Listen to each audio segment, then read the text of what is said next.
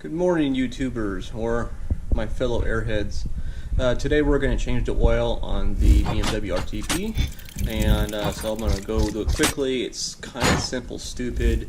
Caveman can do this. Just make sure you got the tools and the parts you need in order to make this successful. All in all, it should take you no more than 15 minutes, if that. You're going to need a torque wrench, a metric hex set or nut set. You're going to need, if your bike's equipped with the BMW oil cap, there's a special wrench. It should be in your owner's manual or kit that you purchase, or you can go on Amazon or eBay and they're like $7. So it's just a special little plastic thing. I can show you when we use it.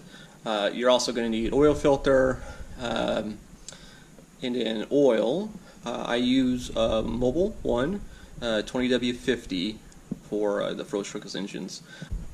I go about every 5,000 miles on my bike. When the warmer or if I'm riding a little harder, I'm going to go 3,000. Better have it lubed up and you can flush out all the carbon deposits so this is a high mileage than not. I also don't use the BMW recommended oil filter from BMW. One, it's too hard to get the filter off their special tool, and two, they just want too much money. So I use the K&N KN164. Great filter, haven't had a problem. You can find these when they go on sale on Amazon, usually as an add-on item for $7, and then when they go on sale, I usually buy 2 or 3 at a time. What I like about this is it takes a wrench to pop it off. It's got a little nut at the bottom of the filter. Makes it real quick. So enough of talking. Oh, torque wrench. You're going to need a torque wrench to tighten that thing back up. Look in your owner manual for your specs. If not, then I'll show you what mine's sitting at. Alright, let's go get it. Okay, so here's all my supplies. I got my oil rags, I got my metric headset, torque wrench, and then we have, I ordered Castrol, semi-synthetic 20W50. Castrol, Mobil 1, same thing to look at it. My K&N oil filter. Here's the special wrench for the BMW oil cap. And then, well, you always need screwdrivers because you don't have your X-Acto knife. How else do you get in the box? And then, well, if we need it, an extra GoPro battery. Alright, let's get started. You're also going to need an oil funnel to pour it in. And then I keep an old golf tee around just so I can put it usually without having to hold it, leave a little air gap so it doesn't get any suction. That way it's easier to pour. Alright, here we go. Oil filter. You want to make sure that you don't dump this all over your brand new truck and get oil everywhere and then you can't find your golf tee. There too, put that there for now. Alright, oil filter. Take it out. Make sure it's sealed, very important. And then make sure the oil rubber ring gasket is still there, intact. We'll take the old one off and compare it just to make sure it's the right size, everything matches up. Never can tell, just to make sure in case the manufacturer put the wrong stamp on it.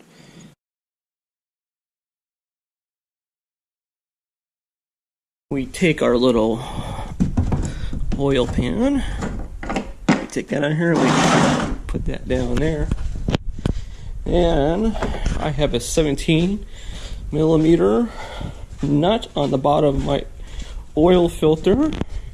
But first, this would have been a stupid mistake.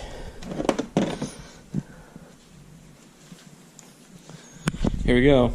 Here's a special BMW part. Sits on here on the left side of the bike, and hopefully you can see that just fits in there like so and pops off. Just hand tighten.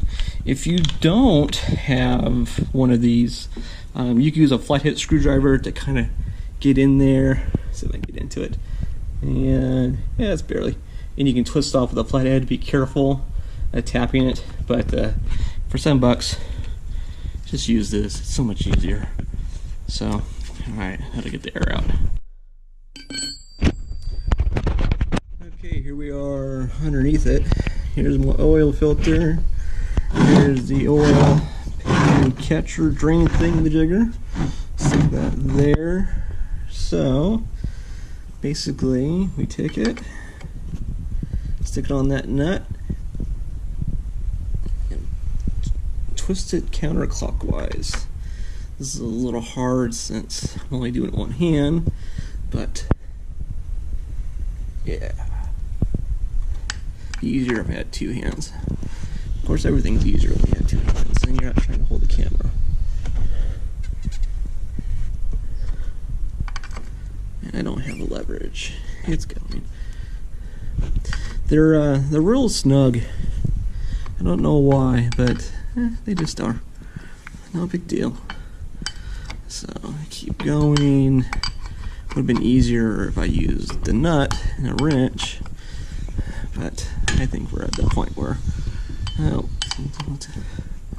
can't tighten it off. Ah, there it is. And here comes all the love. The oil's real clean. That's good. Good sign. I think I changed it last about 3,000 miles ago. I was doing 1,000-mile flushes there for the first two. But yeah, we're all good. Alright. Well, alright, now that I got the oil filter off, I need to pull the oil plug. I usually do the oil plug first, but I got excited with the camera. It doesn't really matter which way you go. Yeah, you'll need an Allen wrench to pop that off. It's simple, stupid. Or your hex nuts. Okay, you're going to take your number 8 and remove the oil plug.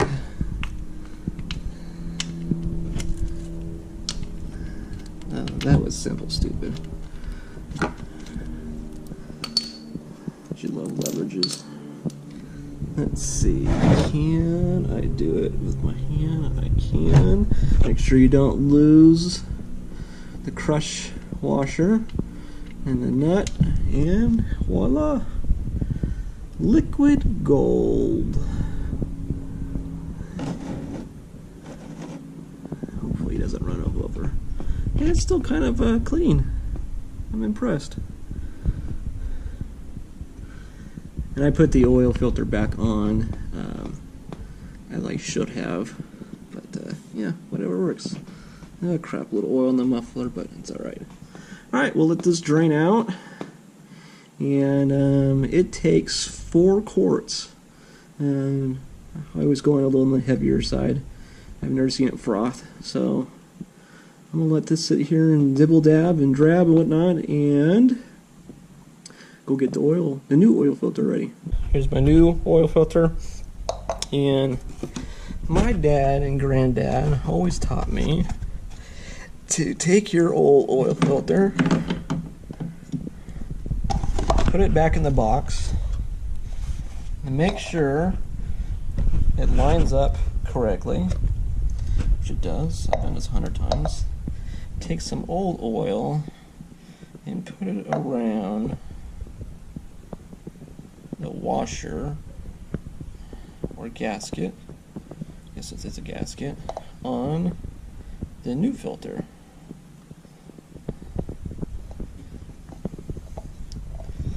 Voila. I don't ever fill mine up full of oil. I think it's a complete waste of time. Yeah. Alright, I think we're drained.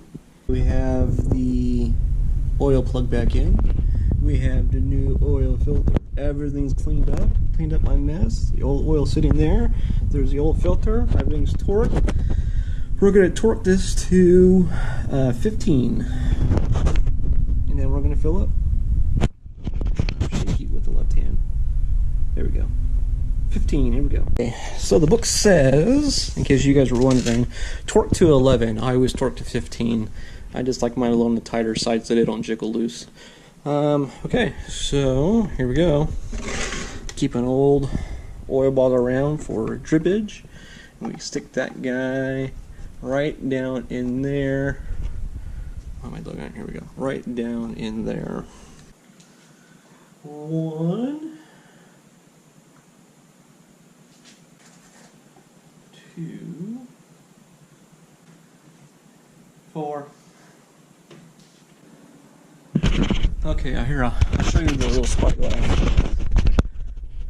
So if you look down through here, boom, it's right there. So I have mine almost towards the top. Granted, we're going to lose oil when it goes into the oil filter, but I'm going to go fire it up and see what goes.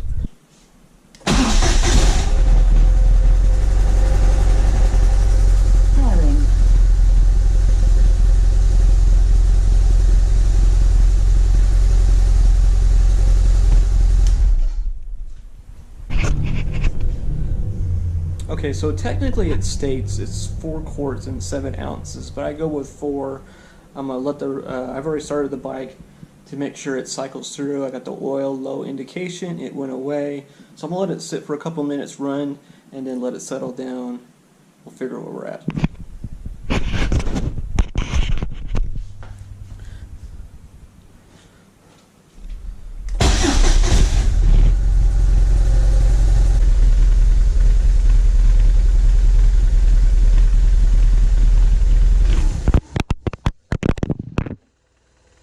And that's why we use GoPros. I love GoPros.